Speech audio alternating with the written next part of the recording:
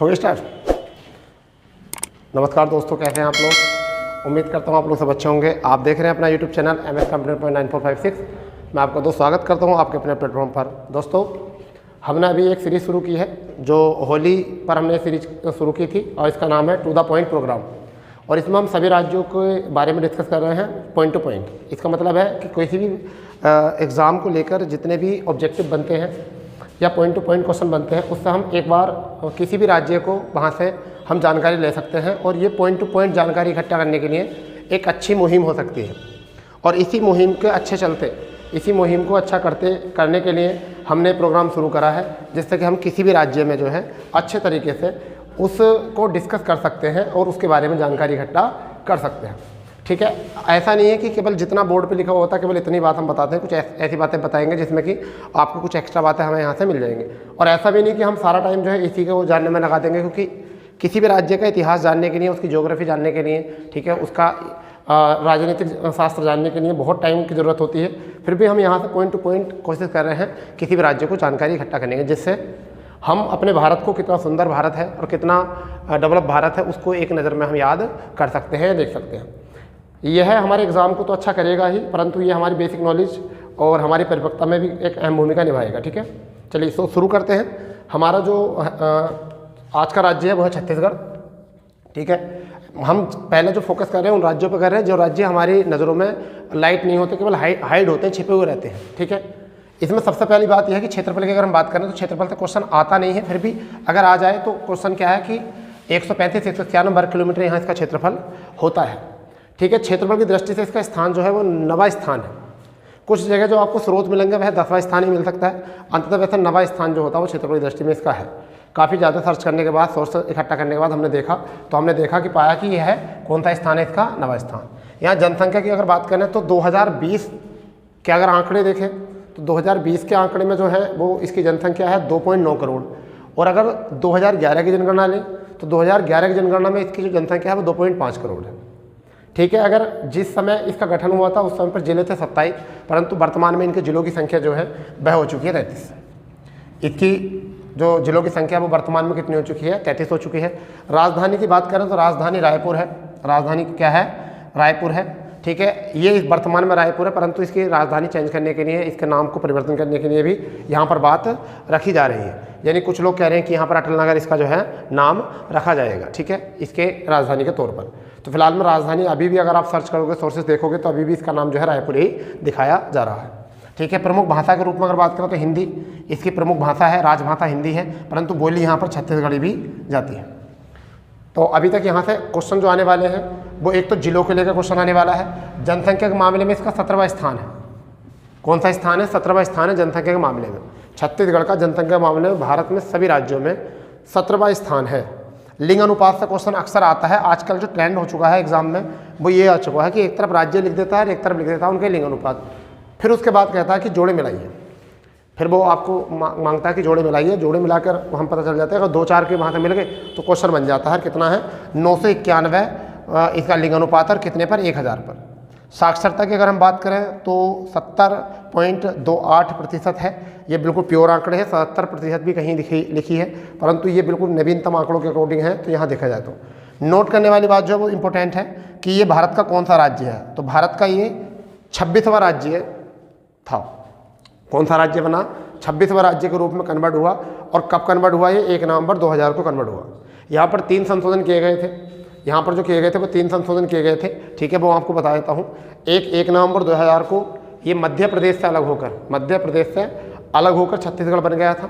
इसके बाद 9 नवंबर 2000 को, पूरे 9 नवंबर 2000 को यूपी से जो है 13 जिलों को लेकर, पर्वतीय राज्य से 13 जिलों को लेकर एक उत्तराखंड का गठन किया गया था। ठीक है, उसकी डेट याद रखना कि 9 नवंबर। ठीक है, इसके बाद 15 नवंबर 2000 को बिहार के जो पूर्वी क्षेत्र है, दक्षिण पूर्वी क्षेत्र, या ऐसा मान के चलिए कि एकदम उद्गल वाला क्षेत्र जो है उसको अलग करके बनाया गया था झारखंड। ठीक है, जो बनाया गया था झारखंड बनाया गया था। 3 नए राज्यों का गठन जो हुआ था वो 2000 में हुआ था। डेट याद रखना, 1 नवंबर में हुआ 26वां राज्य के रूप में। ठीक है, 27वें राज्य के रूप में उत्तराखंड हुआ 9 नवंबर को। 28वें राज्य के रूप में जो हुआ वो हुआ आपका झारखंड। ठीक है, बिहार से अलग होगा। अलग होने भी जरूर पता होना चाहिए हमको। फिर जो 29वें राज्य के रूप में तेलंगाना बना था वो 2014 में बना था। ठीक है, तो चलिए यहाँ से देखो हमने और भी जानकारी इकट्ठा करी, यानी कि छत्तीसगढ़ के साथ साथ हमने यूपी को भी देखा, उत्तराखंड अलग हुआ, और बिहार से जो हमारा झारखंड अलग हुआ उसको हमने देखा। यहाँ से भौगोलिक दृष्टिकोण से यहाँ से क्वेश्चन आ जाता है, और क्वेश्चन सबसे पहले आता है ये कि छत्तीसगढ़ की सीमा जो है कितने राज्यों से मिलती है। ये क्वेश्चन वेरी वेरी इंपॉर्टेंट है। छत्तीसगढ़ राज्य की सीमा जो है कितने राज्यों से मिलती है, तो ये 7 राज्यों से जो है इसकी सीमा मिलती है। कितने राज्यों से? 7 राज्यों से इसकी सीमा मिलती है। अगर हम प्राचीन काल में बात करें तो प्राचीन काल में जो था इसे दक्षिण कोसल कहा जाता था। अगर महाजनपद काल की अगर हम बात करें, महाजनपद काल में अगर हम बात करें तो इसे कोसल नाम से जाना जाता था, और कोसल में भी दक्षिण, मध्य प्रदेश कोसल के नाम से जाना जाता था, परंतु ये मध्य प्रदेश के दक्षिण में था, तो इस वजह से इसे जाना जाता था दक्षिण कोसल के नाम से। अब देख लेते हैं इसके पृष्ठभूमि। उत्तर में जो है वो 2 राज्य हैं, उत्तर प्रदेश और मध्य प्रदेश से सटे हैं। और अगर हम देखें कि दक्षिण में जो है वो 2 राज्य हैं, दक्षिण में भी तेलंगाना और आंध्र प्रदेश। ठीक, पूर्व में भी महाराष्ट्र और मध्य प्रदेश इसको मिले हुए हैं। ठीक, और सॉरी पश्चिम में और पूर्व में ओडिशा।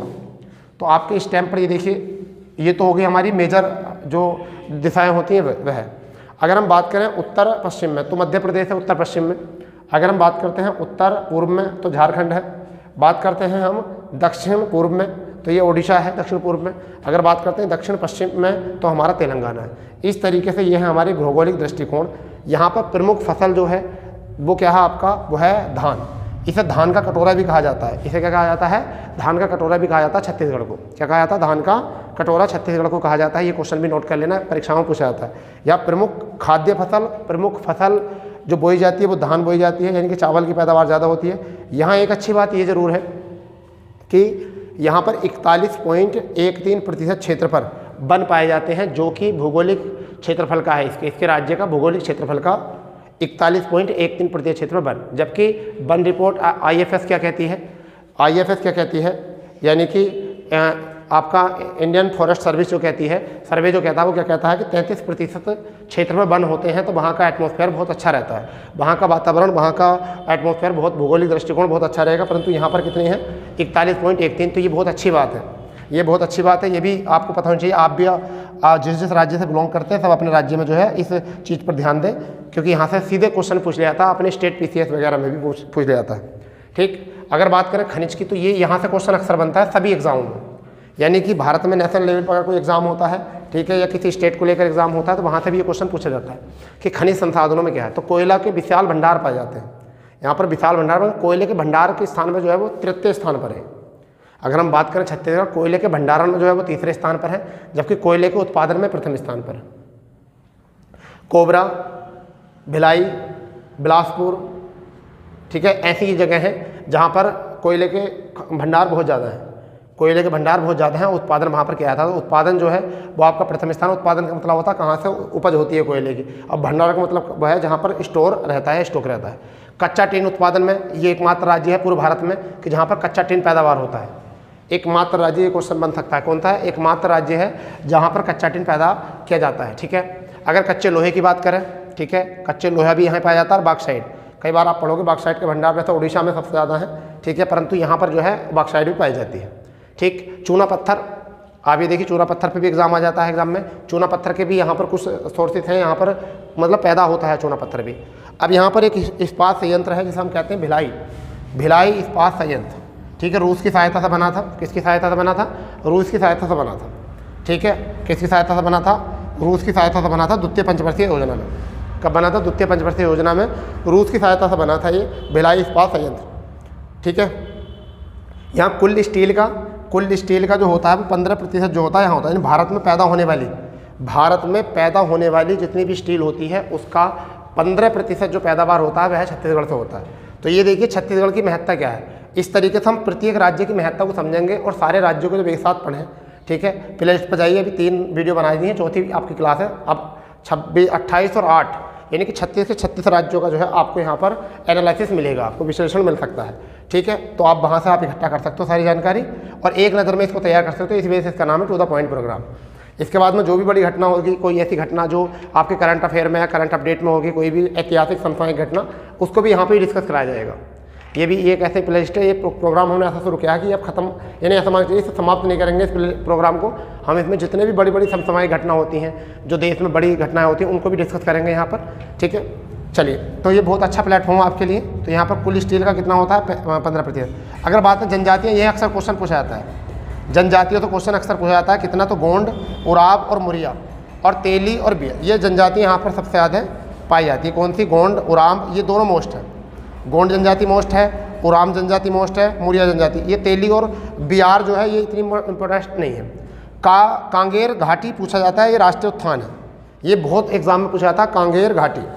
कांगेर घाटी पूछा जाता है, ये मोस्ट है कहाँ पर? छत्तीसगढ़ में। गुरु घासीराम, ये मोस्ट है। गुरु घासीराम मोस्ट है राष्ट्रीय उद्यान। क्वेश्चन पूछा जाएगा गुरु घासीराम राष्ट्रीय उद्यान कहाँ पर है। यानी कि पिछले साल के कुछ, शायद में उम्मीद है, शायद आरओ के एग्जाम में क्वेश्चन पूछा गया था गुरु घासीराम राष्ट्रीय उद्यान कहाँ पर, इस तरीके से। तो झारखंड ऑप्शन में था, छत्तीसगढ़ ऑप्शन में था, बिहार था और यूपी था, ये ऑप्शन में थे। फिर लगाना था ये, तो इसमें क्या है आपका छत्तीसगढ़, इसमें आंसर बन जाएगा। अगर हम इसका और अलग बात करें तो एक घूमने की जगह अगर बात करें तो घूमने की जगह जो है वो भोरम देव मंदिर यहाँ पर सबसे प्रसिद्ध मंदिर है। ठीक है, अमरकंटक की पहाड़ियाँ हैं, अमरकंटक की पहाड़ियाँ हैं जहाँ से नदियाँ निकलती है, सोन नदी निकलती है वो अमरकंटक की पहाड़ी से निकलती है। ठीक है, जहाँ से नर्मदा नदी निकलती है वो भी अमरकंटक की पहाड़ी से ही है। तो अमरकंटक की पहाड़ी कैलाश गुफा है, कैलाश गुफा जानते होगे आप। ठीक है, तो ये भिक्षुकों ने बनाई गई थी, कैलाश गुफा है। इसके बाद में कुछ और ऐसी बातें बचती हैं इसमें, जैसे सबसे सुंदर जो शहर है वो कौन सा है यहाँ का, तो जगदीशपुर एक जगह है, यहाँ का सबसे सुंदर शहर है। ठीक है, अगर हम बात करें सबसे बड़ा शहर जो है कि सबसे बड़ा शहर कौन सा है, तो सबसे बड़ा शहर जो है वह इसका रायपुर सबसे बड़ा शहर है। ठीक है, पर्यटन स्थल में कुछ अच्छी जगह हैं, जैसे हम बात करके चलते हैं। एक इरावती नदी है, इरावती नदी है जो चित्रकूट में है। कहाँ पर है? इरावती नदी चित्रकूट में स्थित है, जहाँ पर एक जलप्रपात है जिसे हम कहते हैं चित्रकूट जलप्रपात, इरावती नदी पर। ठीक है, एक इरावती जलप्रपात ही है जो इरावती नदी पर है, ये भी आपका इंपॉर्टेंट हो सकता है। कैलाश गुफाएं अगर बात करें तो बिलासपुर में मिलती हैं, बिलासपुर का क्षेत्र आ जाता है वहाँ पर। ठीक है, अगर हम बात करें तो कांगेर एक नदी है यहाँ पर, कांगेर नदी भी आप नोट कर सकते हो। ठीक है, फिर एक इसमें बहुत इंपॉर्टेंट जो बात है वो है जांजीर का विष्णु मंदिर, जांजीर का विष्णु मंदिर। मैं कुछ लिख देता हूँ यहाँ पर। ठीक है, दो चार बातें जो आपको और इम्पोर्टेंट हैं उनको लिख देते हैं। जांजीर का विष्णु मंदिर है यहाँ पर एक, जांजीर का विष्णु मंदिर, विष्णु मंदिर कई बार एग्जाम में आ जाती हैं ये घटनाएं। ठीक है, तो आपको वहाँ से फ़ायदा मिल सकता है। ठीक, अगर बात करें एक दो पॉइंट की अगर ये और यहाँ से, तो नर नारायण मंदिर है यहाँ पर, एक मंदिर है नर नारायण, नर नारायण मंदिर है यहाँ पर एक। ठीक है, और अगर एक कोरबा में एक जगह है, रायपुर में भी एक जगह है यहाँ पर उदित अभ्यारण्य। कौन सा है? रायपुर में उदित अभ्यारण्य। तीसरा जो है उदित अभ्यारण्य, अभ्यारण्य। तो ये भी कुछ ऐसी जगह हैं जो घूमने योग्य जगह हैं। ठीक है, बस इसकी डेट याद रखना कब इसका निर्माण किया गया था, और एक इंपॉर्टेंट ये है कि कौन से राज्य के रूप में, तो 26वें राज्य के रूप में किया था। तो आज के लिए केवल इतना ही, क्योंकि टू द पॉइंट प्रोग्राम में जो है हम केवल इतनी ही बातें डिस्कस करेंगे जिससे कि हमें बेसिक नॉलेज यहाँ से हो जाए। ठीक है, तो कल मिलते हैं नए प्रोग्राम के साथ। जय हिंद, जय भारत।